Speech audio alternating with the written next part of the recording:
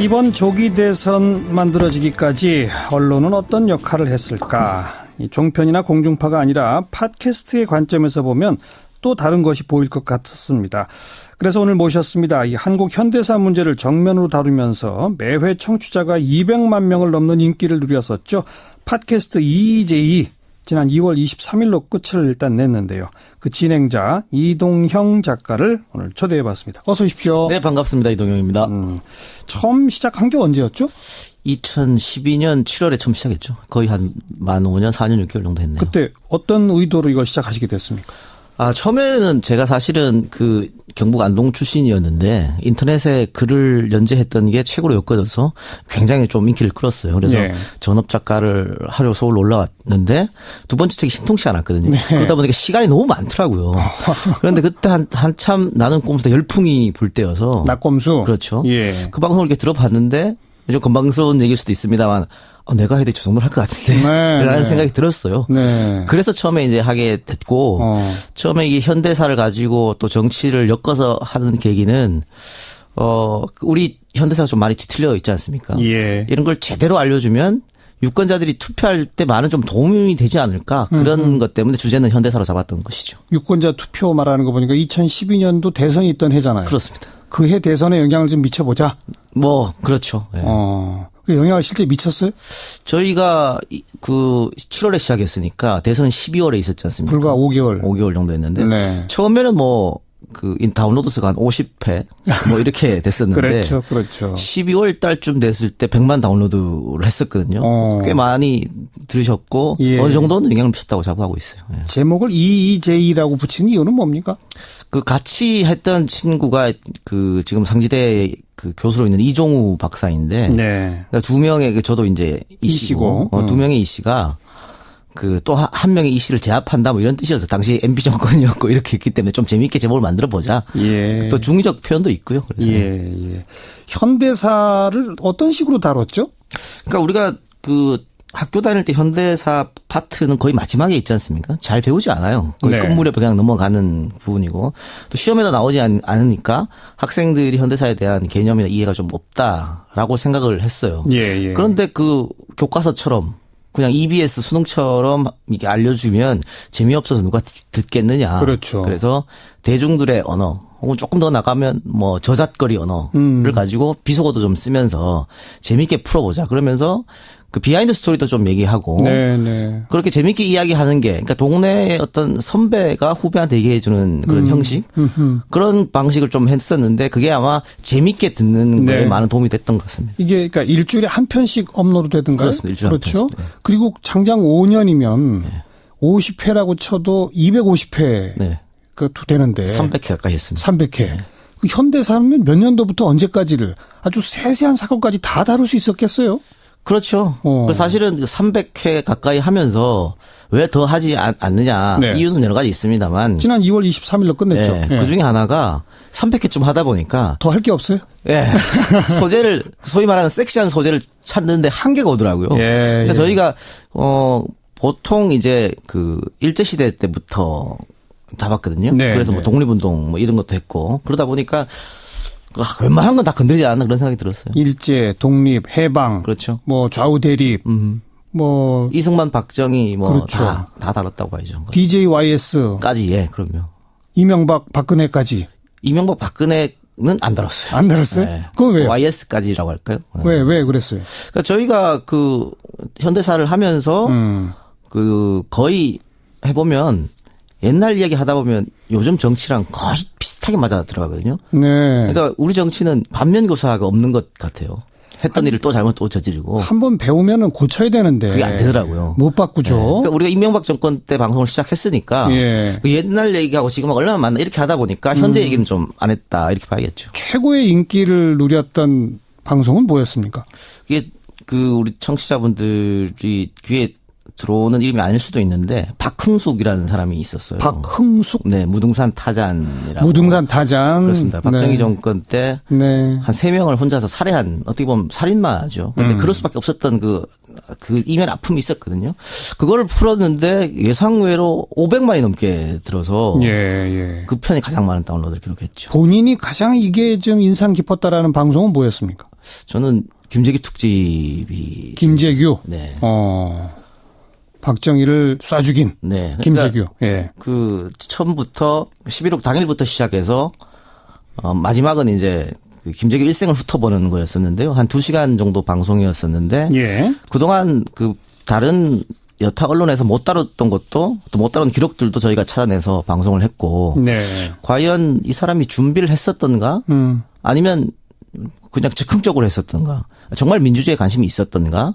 아니면은 차지철에 대한 어떤 불신과 그런 것 때문에 사건을 저질렀을까? 이런 거 다양한 면으로 분석했었는데 그 편이 우리 청취자분들도 그 댓글도 정말 폭발했고 너무 반응도 좋아서 굉장히 그게 기억에 남습니다. 이동영 작가의 결론은 뭐예요? 김재규가 정말 민주주의에 대한 진심이 있어서입니까? 차지철이 미워서입니까? 저는 반반이라고 결론을 내렸어요. 반반. 네. 그러니까 좀 특이한 중앙정보부장이었죠. 중앙정보부장은 민주주의를 신경 쓸 필요 없거든요. 그냥 오로지 예. 내가 모시는 사람, 그 사람 소위 말하는 주군이죠. 예. 그 사람 심경만 안 건드리면 되는 거였는데 예. 그 이 사람이 사실은 그 서도 같은 것도 보면 민주주의라는 서도를 굉장히 좋아했습니다. 네. 그리고 네. 그 CIA 비밀 그룹 봐도 민주주의에 심취했던 중앙정보부장이다. 그런 기록도 있거든요. 그런 거 봤을 때는 그 본인 마음속에 그런 정도는 어느 정도는 있었던 것 같아요. 최후 변론도 보고 그러면. 근데 네. 그때 마침 여러 가지 사건이 겹치면서 또 즉흥적으로 일어나지 않았나 그런 생각이 들어요. 네. 자, 팟캐스트가 지금 몇 개 정도 있습니까? 8,000개쯤 됩니다. 8,000개? 네. 와. 그 팟캐스트의 어떤 유형이랄까? 그러니까 정치 시사 문제를 다루는 쪽으로 그 좀 좁혀가지고 좀 분석해 보셨어요? 그러니까 지금 8,000개라고 하는데, 그러니까 매주 방송이 업로드되고 다운로드 받고 하는 것은 한 300여 개밖에 되질 않아요. 여기는 이제 부익부, 빈익비 현상이 일어나거든요. 그렇겠죠, 아무래도. 네. 또 탑 20 정도 안에 들어와야 광고 수입이 또 들어오는 거고. 네네. 사실 팟캐스트 제작이 열악하지 않습니까? 작가도 없고 PD도 없고 출연진이 알아서 뭐 이렇게 하는 건데 지금 같은 경우에는 거의 그 높은 순위는 정치 시사 쪽으로 몰려 있어요. 네. 그러니까 뭐 영화라든가 코미디라든가 다른 분야 음악이라든가 뒤쪽으로 이제 순위가 많이 밀려 있거든요. 예, 예. 제가 분석한 결과는 왜 정치 시사 팟캐스트만 이렇게 흥할까? 네, 네. 결국은 기존 지상파 방송이라든가 종편에서 다루지 않는 것들을 팟캐스트 정치에서 다루기 때문에 여기에 많이 몰리는 게 아닐까. 그러니까 소위 말해서 야권 지지자들은 지금의 언론 지형을 기울어진 운동장으로 표현하지 않습니까? 예. 그러다 보니까 우리 얘기를 해줄 때가 팟캐스트밖에 없다라고 해서 거의 정치 시사 분야에 많이 몰리는 것 같아요. 정치 시사가 상위 20등은 거의 다 차지하고 차지하는데 있다고 봐야죠. 그 상위 20등 다 좀 비교적 진보적 그렇다고 봐야 되겠죠? 네. 거의가 아니고 100%? 다라고 보면 됩니다. 네. 그러니까 이것의 영향력은 어느 정도라고 보세요, 그러면? 지상파, 종편 이거랑 좀 비교해서 볼 때. 저는 그 이번 총선 지난 4월에 있었던 총선에서는 종편 대 팟캐스트의 싸움이었고 전 팟캐스트 승리를 했다고 결론을 내립니다. 종편 대 팟캐스트의 싸움이라고까지 말해요? 네. 오. 그러니까 그 종편에서 어떤 의제를 선정하고 이렇게 하면 팟캐스트에서 그것을 뭐 깨부수는 역할이라고 할까요? 네. 그런 게 해서 대결 구도가 좀 됐었거든요. 예. 그리고 실질적으로 그 탑3 안에 들어가는 팟캐스트 같은 경우에는 거의 한 평균 300, 400만 다운로드가 이어지기 때문에 네. 또 이 팟캐스트를 듣는 사람들이 굉장히 충성적입니다. 본인만 듣는 게 아니고 이 논리를 다른 사람한테 전파하는 사람들이 퍼날르고. 그렇죠. 예. 그리고 뭐 이게 제약이 없어요, 방송에. 그러다 보니까 선거 기간에도 일방적으로 야당의 어떤 나오는 의원 후보들을 불러서 일방적으로 홍보를 해줘도 네. 아무런 제한이 없으니까. 네. 그런 점에서 아마 굉장히 보수 쪽에서는 답답했을 거예요, 반면에.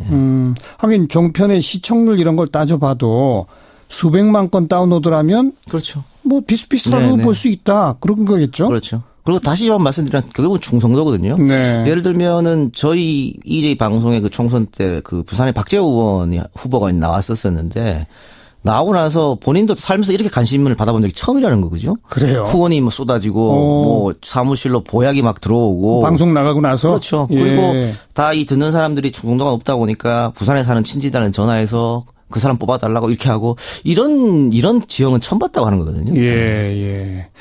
이번 최순실 게이트와 촛불 전국에서는 팟캐스트 영향력이 어떻다고 보십니까?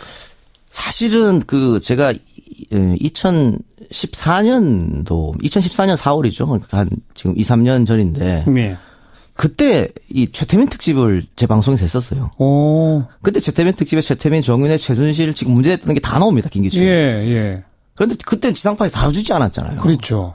그런데 그게 뒤늦게 터진 거죠. 어떻게 보면. 그래서 너무 팟캐스트가 이 소위 말하는 그 사회 지도층들한테 조금 편매당하고 무시당했던 게 아닌가. 네. 주류 언론들한테. 예. 그때 우리 방송했던 걸 조금 귀담아 들었다면 좀 더 빨리 국정농단 사태가 터지지 않았을까 뭐 이런 생각 들고요. 그러네요. 2014년 3년 전인데. 그렇죠. 예. 네. 그때 좀 취재를 하니까 금방금방 다 나와요? 최태민, 네, 나왔습니다. 최순실까지 나왔어요. 네, 그리고 그때 또 저희가 이상호 기자 또 주진우 기자도 한 번씩 모셔서 방문했거든요. 그러니까 이상호 기자, 주진우 기자는 벌써 몇 년 전부터 그 최순실에 대해서 취재를 했었던 사람이기 때문에 우리가 조사했던 자료하고 발로 뛰었던 취재 기자들 거 자료하고 합쳐지니까 굉장히 시너지 효과가 났던 거죠. 결국은 방금 주류 언론이라고 그랬는데 뭐 이제 어디가 주류인지 모르겠습니다만 아무튼 뭐 지상파, 종편 이런 데들이 조금만 관심 가지면 그렇죠. 드러낼 수 있는 건데 아예 관심이 없었거나 금기시했거나. 저는 그 직무유기라고 봐요. 직무유기. 언론이 가장 큰 역할은 권력 감시 아닙니까? 예. 그 권력 감시를 제대로 안 했다고밖에 볼 수 없는 것이죠. 예. 권력 감시를 제대로 못하게 또 하죠. 정권은. 그렇죠. 그것도 있고요. 그렇죠. 그렇기 때문에 우리 같은 사람이 팟캐스트 가서 소위 말하는 독립 언론이라고 이야기하고 하고 싶은 이야기를 막 하는 거죠. 네. 팟캐스트를 주로 듣는 청취층들을 분석해 보셨나요? 그 처음에는 젊은 층이 많이 들었어요. 네. 많이 들었는데 요즘은 그 저희한테 뭐 메일 오고 이런 거 보면 굉장히 연령이 높으신 분들도 굉장히 많이 듣고 있다. 그래요. 네, 그리고 사실 누가 듣는지 세대는 파악이 안 되거든요. 하긴 그렇죠. 근데 어디서 듣는지는 이제 파악이 되는데. 어디서 들어요? 그러니까 외국에서도 상당히 많이 들어요. 예. 물론 한국에서 한 90% 이상, 90% 정도 듣지만 외국에서도 유학생들이라든가 우리 저 이민자 여러분들도 상당히 많이 듣고 있어요. 네. 주로 그리고 요새는 스마트폰으로들 많이. 거의 스마트폰이죠. 그렇죠. 네. 팟캐스트는 스마트폰이 없었으면은 이렇게 시장이 발전을 못했죠. 네. 자, 이번에 이 전문 인터뷰어인 지승호 씨하고의 인터뷰를 쭉 묶어서 우리가 무관심할 때 괴물은 깨어난다. 네. 이런 책을 내셨더라고요. 네. 이 책을 내시게 된 또 계기는요? 그러니까 결국은 제가 그 팟캐스트를 하면서 현대사를 했던 거는 현대사를 알게 되면은 유권자들이 제대로 투표를 할 것이다라는 인식이 있었던 것이고요. 네. 이번에 이 책은 우리가 특히 젊은 층들 노년층보다 투표율이 상당히 낮지 않습니까? 네. 그러면서 정치에 무관심한 게 굉장히 쿨한 건 줄 알거든요. 나 뭐 관심 없어. 다 똑같은 사람들. 예. 근데 그게 어떻게 보면 정치 혐오증인 거고. 그렇죠. 정치 무관심인데 그것도 그 군사 정부에서 만들어낸 의도적인 거였거든요. 근데 그 지금까지 이어져 오면서 정치를 멀리 하는 게 쿨한 것처럼 보인다. 그러니까 그런 정치는 우리랑 밀접한 관계가 있고 우리 생활에 밀접한 관계가 있기 때문에 정치에 관심을 안 가지면 안 된다는 이야기를 하고 싶어서 이번에 지작가와 같이 이제 책을 내게 된 겁니다. 여기서 괴물은 깨어난다. 우리가 무관심할 때. 괴물이 뭐예요? 뭐 이번 국정농단 사태도 그랬지만 우리 유권자들이 정치 관심을 좀 많이 가지고 2012년도에 제대로 투표를 했다면은 과연 이런 국정농단 사태가 있었을까? 예. 그런 의미였습니다. 그러니까 관심 안 갖고 투표 참여도 안 하고 하니까 괴물이 만들어지는 거 아니냐. 결국은 그런 것들은 국민들한테 그대로 돌아오는 거지 않습니까? 그런 의미였어요. 네. 지금 그래도 2017년 현재까지 조사된 자료를 보면 그 어느 때보다 젊은 층이 이번 대선에는 나 꼭 투표하겠습니다. 이런 게 상당히 높게 나온다고 그러지 않습니까? 네. 그런 게 좀 느껴지세요? 그것이 지난 총선에 조금 입증된 거 아니겠습니까? 사실 총선 투표율이 거의 뭐 민주화가 되고 나서는 50%, 60% 여기서 왔다 갔다 했었는데 지난 총선 때는 다른 총선 때보다 훨씬 많이 젊은 층이 투표를 했고 그 결과가 아마 또 야권의 승리로 이어지지 않았나 싶었는데 이번 대선도 그 효과가 있을 것 같고요. 또 하나는 예전 대선처럼 한겨울에 치러지는 게 아니고 그렇죠. 5월 따뜻할 때 치러지기 때문에 조금 투표장으로 젊은 층이 많이 유입되지 않을까 뭐 이런 생각은 있습니다. 네. 이 책에 보면 안희정의 딜레마, 문재인의 딜레마, 뭐 박원순의 결정적 실수 지금 아주 그냥 따끈따끈한 얘기들이 막 나오고 있거든요. 그러니까 문재인의 딜레마는 뭐예요? 그러니까 그 문재인 대표 같은 경우 오랫동안 준비를 한 거 아니겠습니까? 그렇죠. 그리고 그 재수생이고. 재수생이고 노무현의 자산 이런 거 다 물려받았고 그러다 보니까 이 문재인을 지키려고 하는 극렬 소위 팬층이 두텁거든요. 네네. 그 사람들이 아니었으면 문재인은 여기까지 올지도 못했습니다. 예. 그런데 지금 이 선거 국면에 접어들어서 그 극렬 지지층이 과연 100% 문재인한테 도움이 될까? 네. 그건 또 아니라고 볼 수 있죠. 왜냐하면 지금 당장 왜 언론에서 여론조사하면 오자구도니 뭐 양강구도니 하면서 안철수 후보가 갑자기 뛰어 올라오는 모습이 보이잖아요. 예. 그런데 그게 이재명 지지자, 안희정 지지자가 사실은 경선 과정에 상처를 좀 입어서 그쪽으로 많이 빠져나간 게 있거든요. 예. 그런 모습들을 가하면 그런 게 가장 좀 딜레마가 아닌가. 열성적 지지층이 오히려 그렇죠. 부담이 될 수도 있다. 네, 가능성. 요즘 이제 정치권에 많이 회자되는 게 그 문자 폭탄 아닙니까? 네. 그런 게 오히려 문재인의 발목을 잡을 수도 있다. 그러니까 그게 가장 큰 자산이라고 볼 수 있는데 역으로 말하면 그럴 수도 있다는 거죠. 그래서 이제 딜레마라고 제가 표현한 건데 네. 제가 사실 뭐 이게 서술을 하는 작가 입장이지만은 또 뭐 정 선생님께서 더 잘 아시겠지만 글만 써가서 먹고 살 수 있는 그런 시대가 아니지 않습니까? 그래서 정치평론을 좀 해요. 예. 정치평론을 하다 보니까 그 챕터에 그런 것들이 다양한 것들이 들어가 있는 거죠. 지금 이제 오자이면서 양강구도로 출발하고 있는데 어떻게 흘러갈 거로 보세요? 그 제가 그 책을 2월 달에 인터뷰했거든요. 올 2월 달에. 네. 근데 저는 그 책이 양강구도가 될 것이라고 썼습니다. 그게 왜 그러냐면 그 지금의 다자구도로 흘러가면 민주당이 굉장히 유리할 수밖에 없는 선택이거든요. 그렇기 때문에 반민주당 반문재인을 하기 위해서는 반대쪽에 있는 사람들은 양강구도로 갈 수밖에 없는 거예요. 그리고 언론도 그렇게 만들어가야 재밌잖아요. 네. 그러니까 그런 게 지금 유기적으로 섞여서 그렇게 지금 나오고 있는데 그런데 현실적으로 양강구도 가능할 것인가? 양강구도가 가능하려면은 자유한국당이나 바른정당 후보들이 사퇴를 하거나 한 사람으로 단일화를 해줘야 되는 거 아닙니까? 그렇죠. 안철수 후보 쪽으로. 예. 그게 가능할 것인가? 예. 저는 어렵다고 봅니다. 어렵다. 네. 그럼 결국은 다자구도는 소멸되지 않는다. 그렇습니다. 네. 그러나 다자 속에서의 양강은 갈 가능성은 있다. 그거는 계속해서 나올 텐데 여론조사 공표 금지 기간이 있지 않습니까? 마지막 일주일. 예. 그때까지 아마 그렇게 갈 텐데 실질적으로 투표는 결국 다자구도 쪽으로 결론이 나지 싶어요.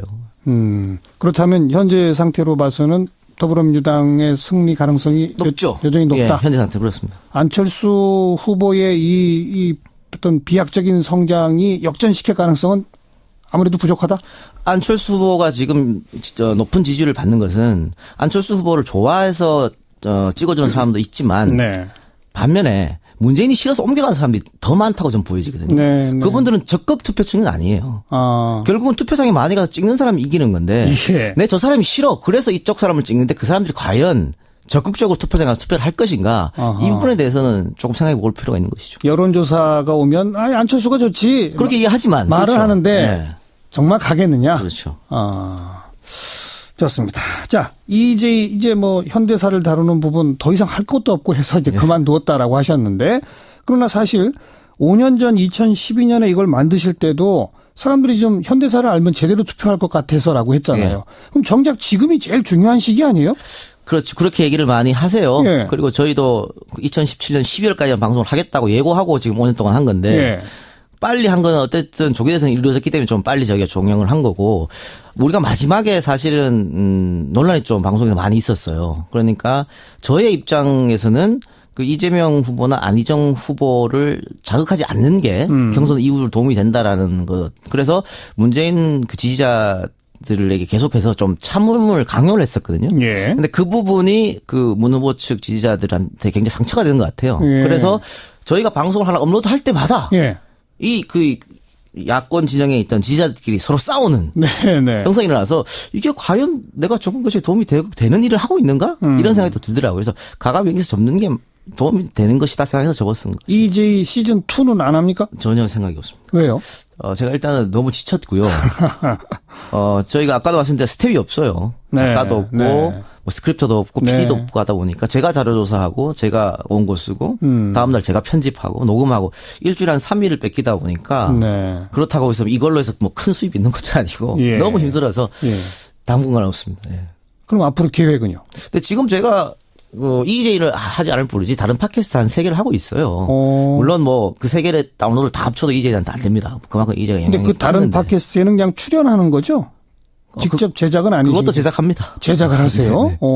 그러다 보니까 단책도 신경 좀 써야 되고 그래서 지금 현재는 그건 주제가 뭡니까? 그건 현대사 뭐 이런 딱딱 뭐 하나는 정치 젊은 친구들이랑 그 젊은 세대가 정치에 조금 더 관심을 가졌으면 하는 그런 마음이 사는 거고요. 예. 또 다른 하나는 그 민주당에서 팟캐스트를 운영하는데 저한테 제작을 맡겨서 제가 하고 네, 있는 거고. 네. 또 하나는 얼마 전에 조금 논란이 됐던 손혜원 의원의 어떤 그 노무현 전 대통령 발언. 사실 제가 만든 방송에서 나온 거였거든요. 예. 그 정청래 의원, 손혜원 저하고 이렇게 지금 3개 하고 있어요. 예. 알겠습니다. 사실 이제 뭐가 주류 언론인지 한번 물어봐야 한다. 팟캐스트도 분명한 언론으로서 실제 선거 투표 결과에까지도 상당한 영향을 미치고 네. 있다고 본다. 이번 대선에서도 분명히 역할을 할 것이다. 네. 네. 여기까지 말씀 듣도록 하죠. 오늘 고맙습니다. 감사합니다. 네. 팟캐스트 EJ의 진행자였던 이동형 작가였습니다. 이번 조기 대선 만들어지기까지 언론은 어떤 역할을 했을까? 이 종편이나 공중파가 아니라 팟캐스트의 관점에서 보면 또 다른 것이 보일 것 같았습니다. 그래서 오늘 모셨습니다. 이 한국 현대사 문제를 정면으로 다루면서 매회 청취자가 200만 명을 넘는 인기를 누렸었죠. 팟캐스트 EJ 지난 2월 23일로 끝을 일단 냈는데요. 그 진행자 이동형 작가를 오늘 초대해봤습니다. 어서 오십시오. 네, 반갑습니다. 이동형입니다. 처음 시작한 게 언제였죠? 2012년 7월에 처음 시작했죠. 거의 만 5년, 4년 6개월 정도 했네요. 그때 어떤 의도로 이걸 시작하시게 됐습니까?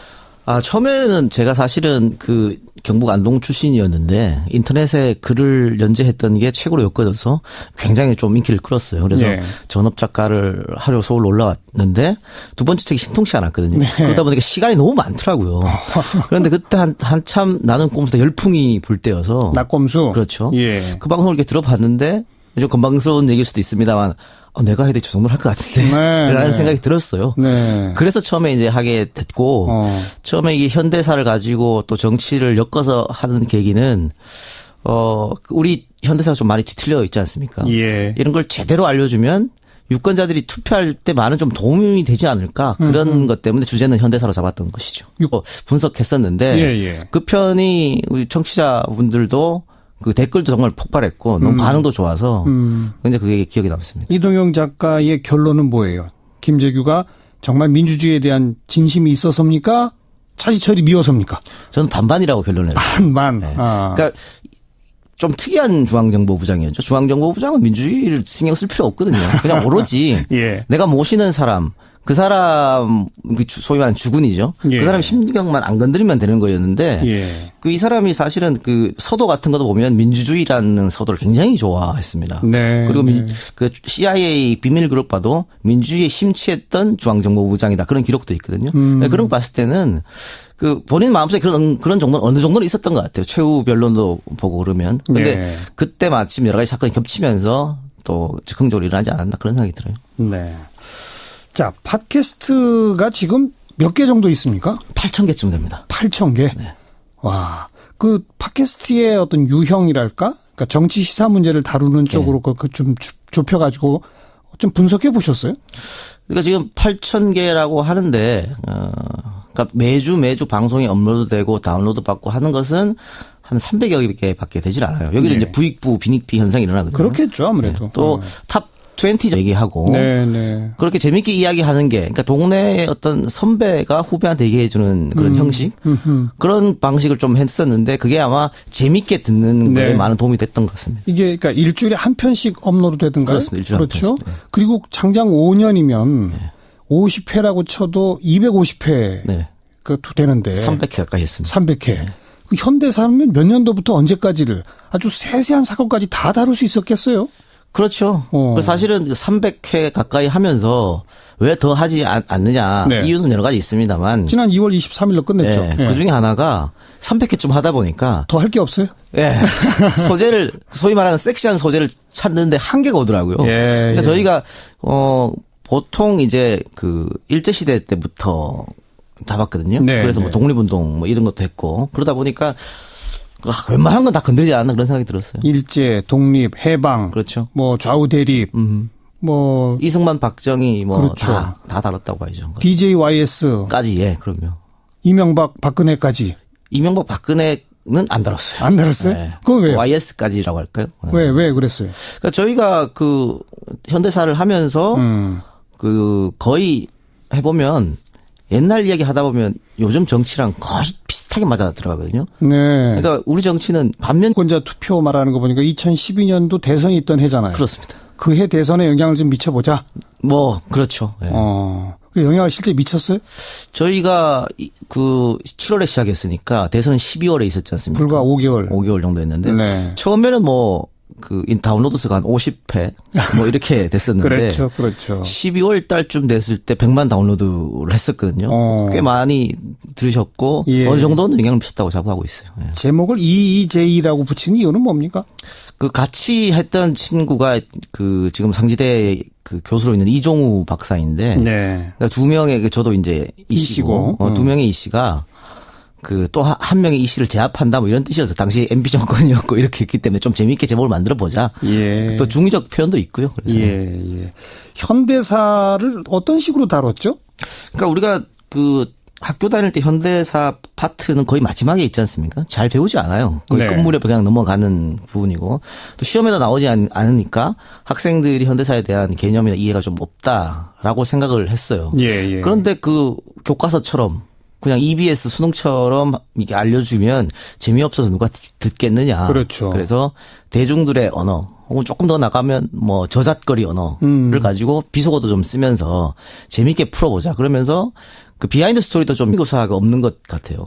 했던 일을 또 잘못 또 저지르고. 한번 배우면은 고쳐야 되는데. 그게 안 되더라고요. 못 바꾸죠. 네. 그러니까 우리가 이명박 정권 때 방송을 시작했으니까 예. 그 옛날 얘기하고 지금 얼마나 많나 이렇게 하다 보니까 현재 얘기는 좀 안 했다 이렇게 봐야겠죠. 최고의 인기를 누렸던 방송은 뭐였습니까? 이게 그 우리 청취자분들이 귀에 들어오는 이름이 아닐 수도 있는데 박흥숙이라는 사람이 있었어요. 박흥숙? 네, 무등산 타잔이라고. 무등산 타잔. 그렇습니다. 박정희 네. 정권 때 한 네. 3명을 혼자서 살해한 어떻게 보면 살인마죠. 근데 그럴 수밖에 없었던 그 이면 아픔이 있었거든요. 그거를 풀었는데 예상외로 500만이 넘게 들어서 예. 그 편이 가장 많은 다운로드를 기록했죠. 본인이 가장 이게 좀 인상 깊었다라는 방송은 뭐였습니까? 저는 김재규 특집이 김재규. 네.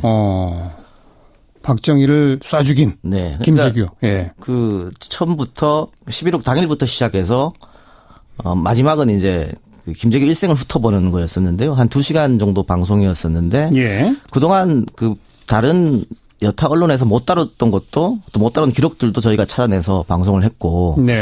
과연 이 사람이 준비를 했었던가 아니면 그냥 즉흥적으로 했었던가 정말 민주주의에 관심이 있었던가 아니면은 차지철에 대한 어떤 불신과 그런 것 때문에 사건을 저질렀을까 이런 거 다양한 면으로